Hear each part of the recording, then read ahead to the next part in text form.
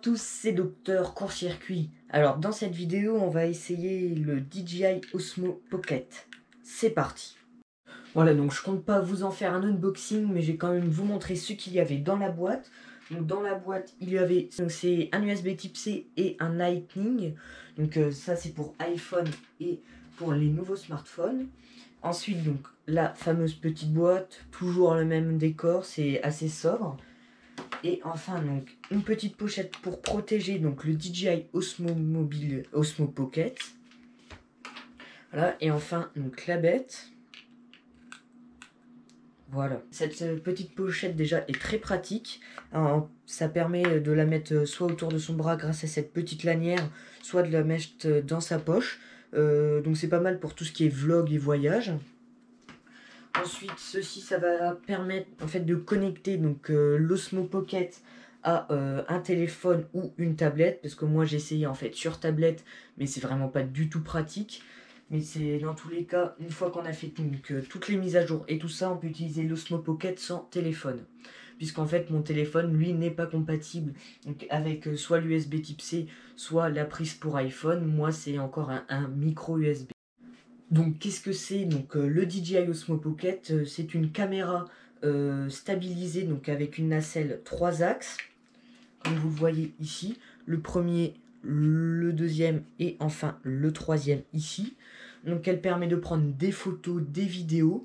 Sa qualité maximale en vidéo est de 4K 60 fps, ce qui est vraiment très bien. En fait c'est exactement pareil que la GoPro Hero 8 Black, donc avec laquelle je filme. Tout ce qui va être, donc on peut changer les proportions pour la photo.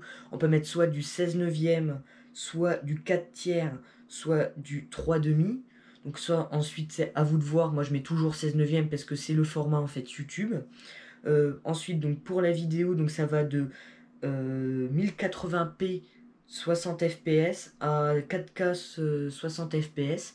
Donc ce qui est vraiment très bien, c'est-à-dire qu'on garde toujours le même nombre d'images par seconde alors qu'on augmente la qualité, ce qui n'est pas forcément le cas sur toutes les caméras.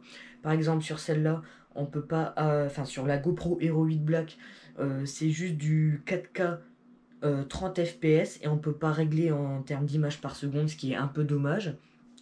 Soit pour déjà réduire la taille du fichier en sortie. Donc ce qui est très pratique là-dessus, comme je vous l'ai dit juste avant, c'est grâce à cette petite pochette hop dans la poche. Il y a un mode ralenti. Donc ce mode ralenti, c'est un ralenti x4. Donc ça filme en tout en 120 fps. Donc je vous expliquerai ça dans une prochaine vidéo, comment faire un bon ralenti et comment ça fonctionne. Voilà, donc ensuite on a un mode time-lapse. Donc comme d'habitude, sauf que là-dessus c'est mieux fait que sur la GoPro, c'est-à-dire que ça va automatiquement en fait régler le nombre d'images, c'est-à-dire que quand on voit que c'est trop long, elle va venir réduire le nombre d'images, c'est-à-dire ça va moins prendre de place donc sur la carte SD.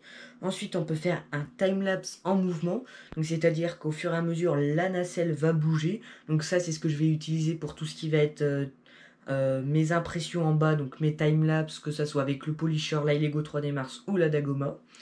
Et enfin, on a donc le mode hyperlapse, et ce mode hyperlapse peut aussi faire bouger la nacelle en fonction de vos envies. Donc tout ça est bien pratique. Ensuite, on a un mode panoramique. Bon, c'est pas forcément intéressant.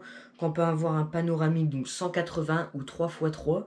Donc 3x3, c'est-à-dire ça va prendre 3 photos en haut, 3 photos en bas, et ça va vous faire en gros un quart de sphère. Donc pour tout ce qui va être réglage, on peut donc recentrer déjà la nacelle très facilement.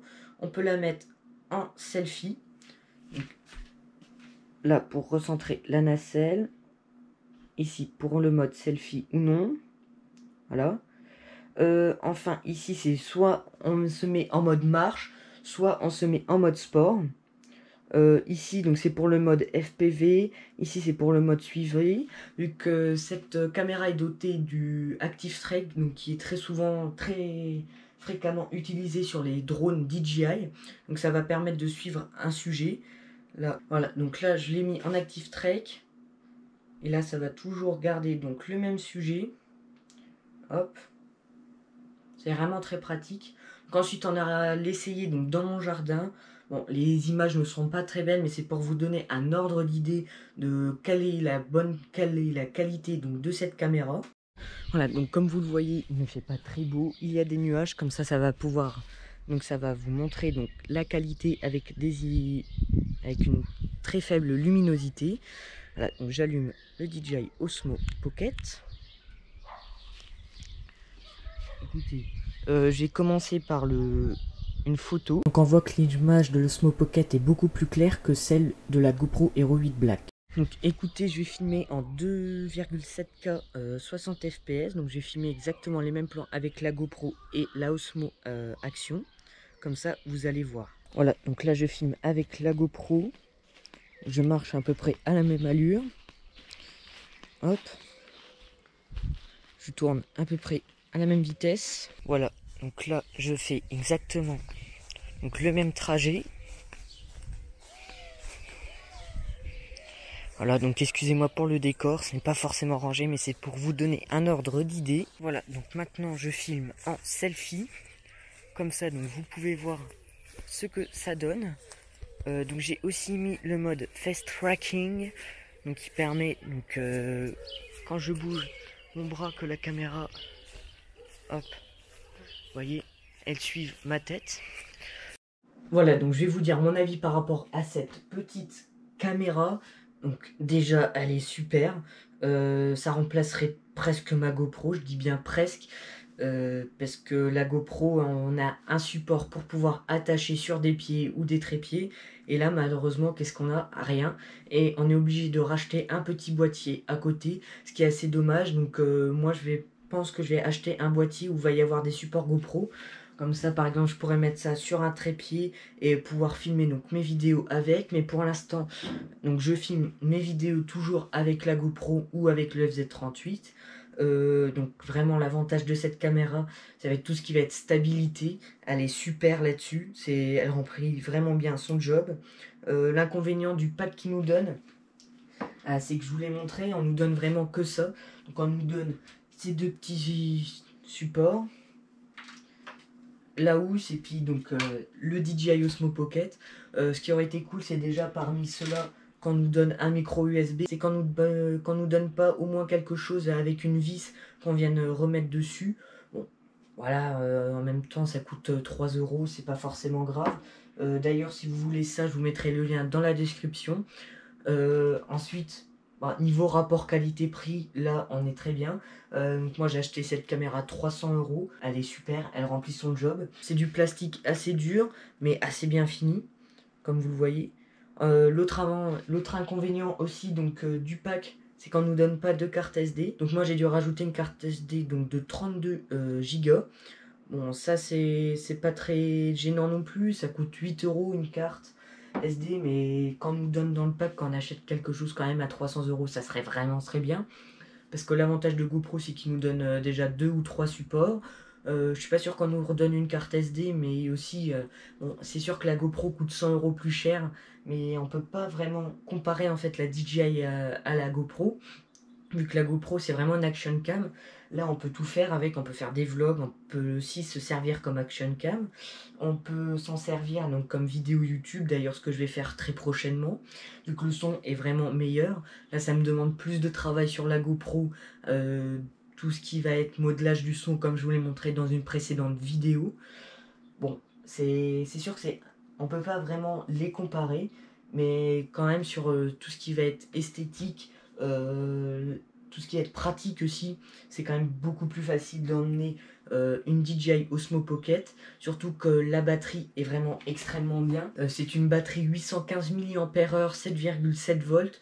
Je l'ai rechargée une fois, c'était il y a un jour, parce que je l'ai eu hier. Je l'ai rechargée, elle était à 95%. Là, hier, j'ai tenté une vidéo avec celle-ci, mais le problème, c'est qu'en fait, ce que je disais, c'était beaucoup trop long. Là, d'ailleurs, je m'étends un peu, mais là, je suis à 75%, donc vraiment, on est pas mal du tout. La batterie, ça se tient très bien, c'est très facile de la recharger, vu qu'on a un port USB-C ici. Tout ce qui va être port, il nous donne bien sûr un câble USB type C. Bon, là, je vais pas vous le montrer parce que j'imagine que vous savez à quoi ça ressemble.